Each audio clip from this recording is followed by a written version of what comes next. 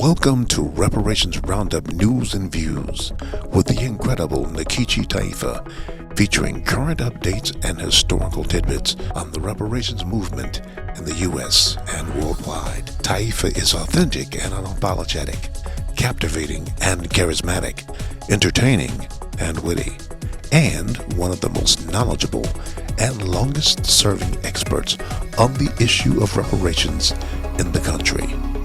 Now here's your host, award-winning author and attorney, Nikichi Taifa.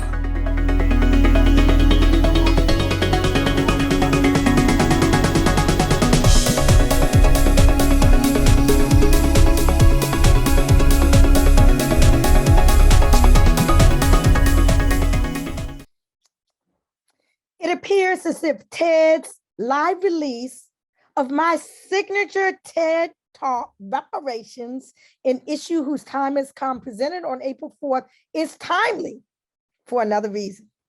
You see, my talk, sprinkled with my personal journey, also describes ongoing legacies from the enslavement era visible today. It talks about how reparations for Black people, once fringe, has now captured the imagination of faith, academic and civic groups, as well as corporations, cities, states, and the federal government. It touches on instances where whites, not Blacks, received reparations connected to the enslavement era, including the country of Haiti, which was highlighted in a recent New York Times article, also criticized for the paper's discriminatory editorial practices. But what I want to touch on in this commentary today is the part in my TED Talk where I applaud Ben & Jerry's Ice Cream for issuing a call to other corporations to support reparations. And I go further in the talk to actually visualizing a dessert from Ben & Jerry's recommending a specific reparation-themed ice cream. Now, it appears that just this week, Wal-Mart took it upon itself to introduce a Juneteenth flavored ice cream. The conservative-leaning corporate conglomerate rightfully received a huge backlash from the Black community amidst accusations of profiting from pain. Why? Because Walmart has been in bed with right-wing, white supremacist extremism, and unlike Ben & Jerry's, has not come out in support of reparations. There is a difference, my people, between Walmart and Ben & Jerry's, and I will just sum it up in one word: sincerity. Walmart, unfortunately, has demonstrated time and again where it stands. And although they removed the Juneteenth ice cream and apologize for their insincerity, they most often do not stand on the side of the people. In contrast, back in the 70s, 1975 to be exact, the beer company Anheuser-Busch came out with a, oh my God, beautifully phenomenal Great Kings and Queens of Africa poster art collection. And the company commissioned the art from some 25 Black artists, and the series was fascinating. Who remembers that? Visually appealing, historically accurate, and not only did I use them as a teaching tool in the Saturday school that I founded back in the day, the paintings were used throughout the country, particularly at the time when there was a dearth of positive images of Black history. The entire collection, valued at more than $1 million, was donated to the United Negro College Fund and distributed to HBCUs across the country, as well as scholarships. So again, Black people are intelligent enough to know when corporations are being sincere, and one of the criteria for sincerity, like the criteria for reparations, is for the culpable party, the culpable entity, to ask the injured party what we, the collective we, think, what we, the collective we want. And when they don't, we can and should call them out for what they are: racist, opportunists. Everyone, however, everyone believe in second chances. Everyone has the capacity to grow. As Ben & Jerry's has challenged other corporations to follow their lead and support the demand for reparations for the enslavement era and its living legacies, Walmart, Amazon, Google, Facebook, Twitter, Airbnb, Starbucks, General Motors, AT&T, and countless others. Are you listening? Are you listening, corporations?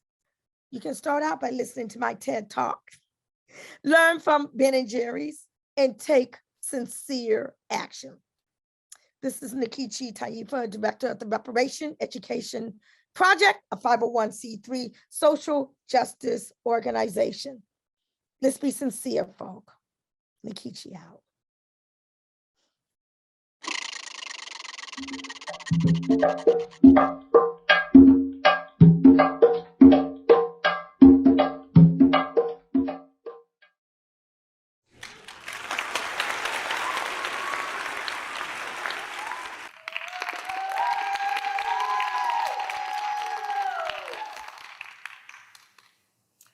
I was inspired by an awesome revelation when I was young, and it propelled nearly everything I did in life. Why I adopted an African name, why I kept my hair natural, why I marched and rallied, why I became a lawyer fighting for justice. So, what is my story? Tight hip hugger, bell-bottom blue jeans, platform stacked heels, huge towering African gay lace wrapped around my head. I had the whole look, y'all. 16-year-old high school teenage rebellious me.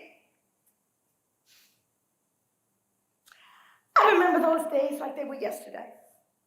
Racing to catch the bus down Georgia Avenue, past Howard University to the office of the Black Panther Party. I was not a Panther. I was just a curious young naive girl who relished sitting on the lap of that fine brother in the front office who was supposed to be pulling security. Every Saturday, I excitedly met the brothers and sisters downtown in front of the Soul Shack record store to help sell the organization's newspaper.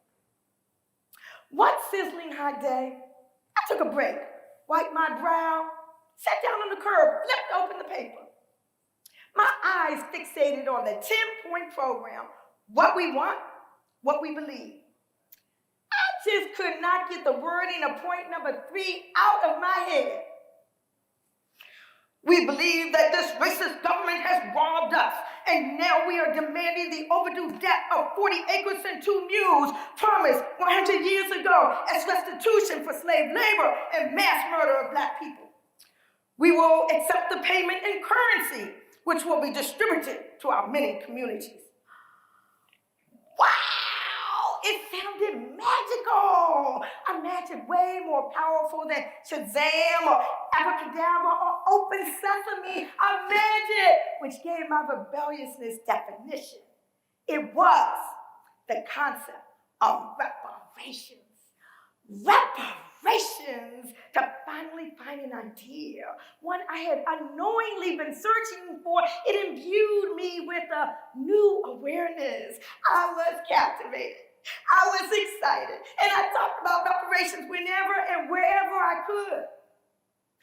Amongst outsiders, I was ridiculed. Too militant. Amongst non-believers, I was ostracized. Too controversial, but I was not deterred. Sitting on the curb that day, I did not know about the massacres of Black people and destruction of Black settlements in Rosewood, Florida, Tulsa, Oklahoma, Elaine, Arkansas, Wilmington, North Carolina. I was ignorant of the brutal gynecological experiments on enslaved women devoid of anesthesia, which led to modern medicine.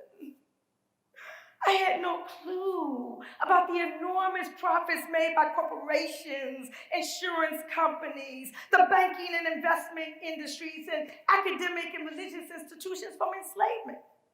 or that this uncompensated labor not only helped to prop up these entities, but also the federal government as well as states and municipalities.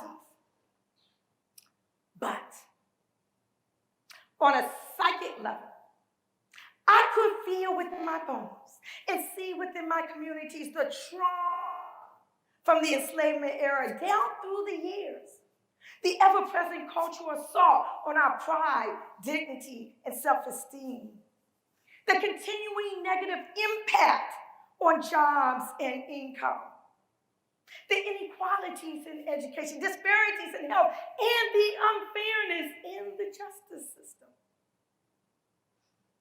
Reparations. Reparations, yes. The issue is hot. It's scalding. It's on fire. And at one time, unthinkable by mainstream society as viable public policy, yet it poses only a question.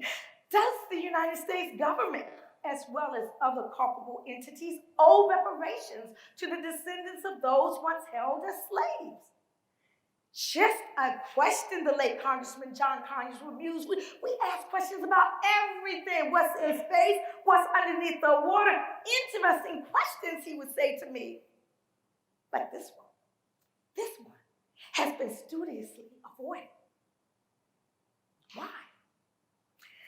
The answer may be because few questions challenge society to consider over 400 years of history all at once, to tunnel within our souls and discover what we truly believe about race, equity, and the value to be placed on human suffering.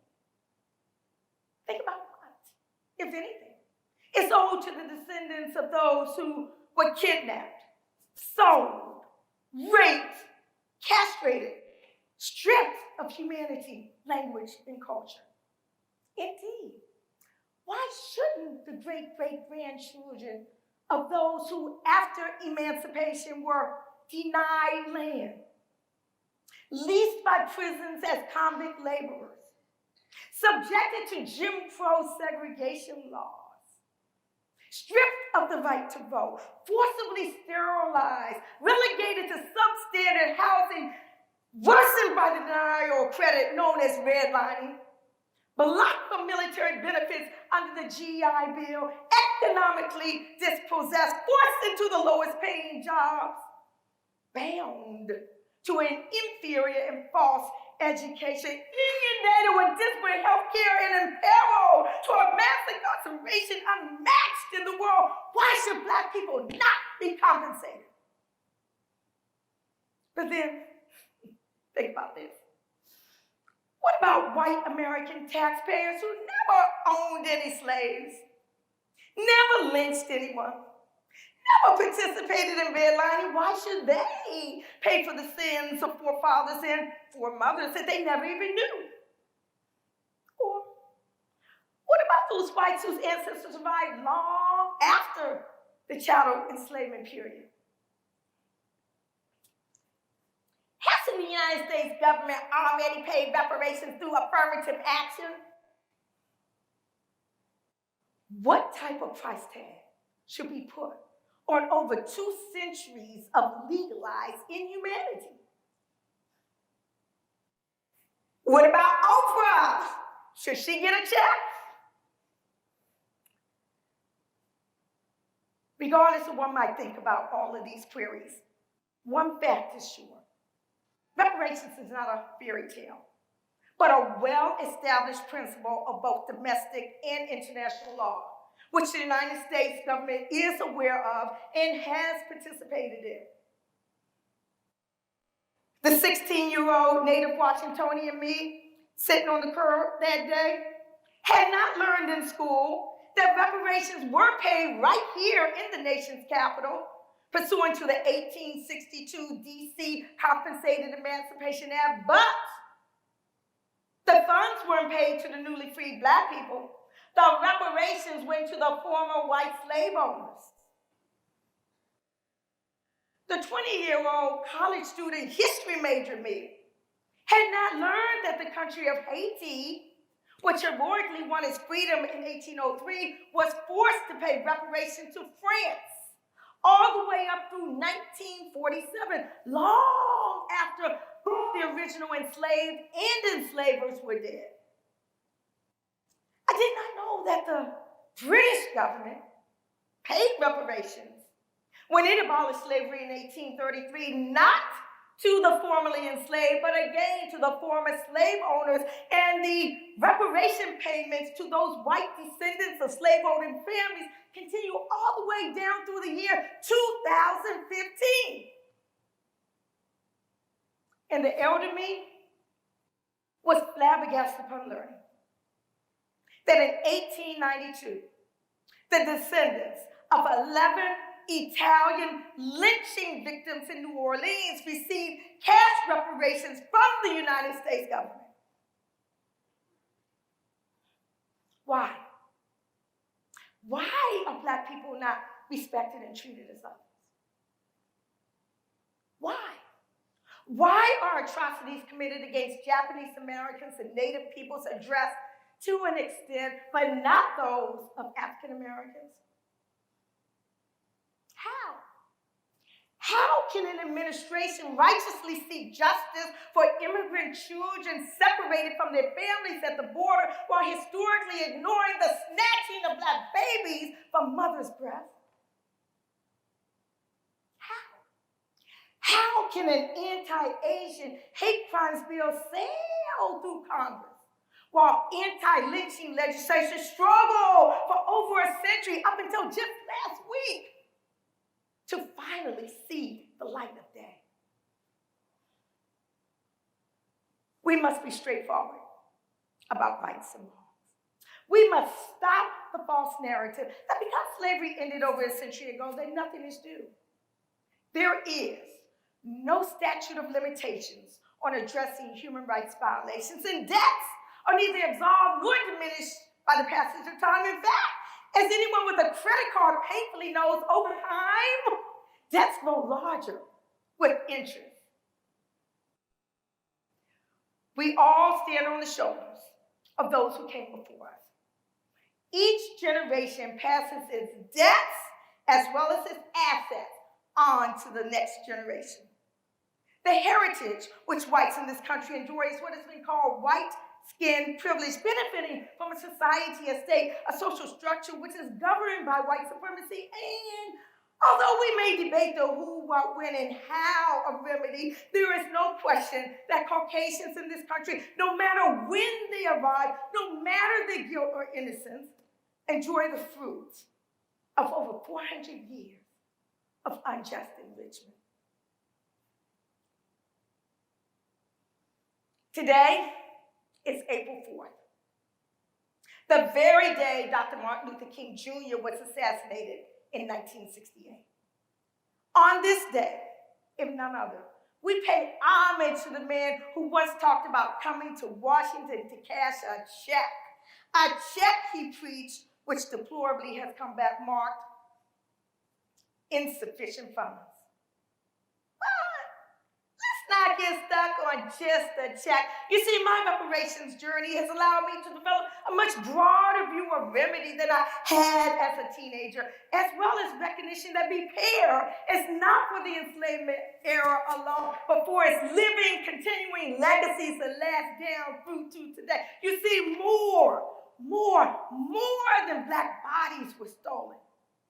Our names, our religions, our languages, our history, our very peoplehood has been gutted.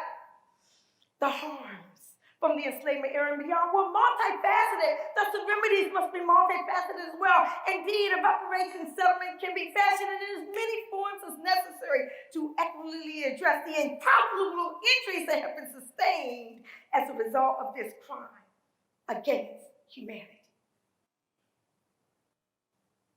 Thankfully, I'm no longer amongst the isolated talking about reparations, no longer ridiculed or ostracized. I've been in the reparations movement nearly 50 years now. The magic has long since worn off, but I have never been more optimistic. The issue of reparations is no longer fringe, but it is now front and center, the conversation is growing. There are now more faith organizations, sororities and fraternities, professional and social justice groups, and civil and human rights organizations than ever advancing reparations. Congressional legislation is escalating. The state of California is engaged in historic hearings. Local jurisdictions are enthusiastically establishing commissions. Evanston, Illinois is a trailblazer. The U.S. Conference of Mayors, the Players Coalition of professional athletes, coaches, and owners across leagues, Amalgamated Bank, and many more have picked up the banner. Past injustices are being uncovered. White ally groups are committed to truth-telling. Even Ben & Jerry's Ice Cream has issued a call to other corporations to support reparations. However, despite being on the front lines of this movement, I humbly admit I don't have definitive answers to all the questions being raised about reparations. Indeed, I spent the lion's share of my life just trying to get people to feel comfortable with merely uttering the word. Today's reparations movement is not monolithic. There will be and are different understandings. That is why the federal, state, and local jurisdictions exploring and establishing study commissions are so very important. So please, don't fret being uninformed, ill-informed, misinformed, or oblivious, but do be part of the momentum embracing reparations as a legitimate conversation. What else can you do? Encourage your companies, universities, faith organizations to keep an open mind and support initiatives. Put a reparations now sign in your front yard. Talk about the issue with your family, friends, co-workers, and neighbors at the holiday and at the dinner tables. And yes, after dinner, visualize with me dessert topped off with a sweet reparation-themed ice cream from Ben & Jerry's. I can almost taste it. Can you? A dark chocolate minty blend flavor drenched with luscious cherries. A yummy taste of freedom in red, black, and green, if you know what I mean. Oh! I am no longer that 16-year-old selling rebellious newspapers in downtown Washington with a tight hip-hugger, bell-bottom jeans, but I still have my natural hair. I still love my African hair bands, and I'm still pumping up reparations. The woman you see today, though far more enlightened, may not have absolute solutions to the tough questions, but one issue, one answer, one fact in my mind is crystal clear. Regardless of what the future may hold for atonement for the enslavement era and its awful legacies, reparations. Reparations is an issue whose time has come and fundamental to a long overdue national reckoning of race in America. Thank you.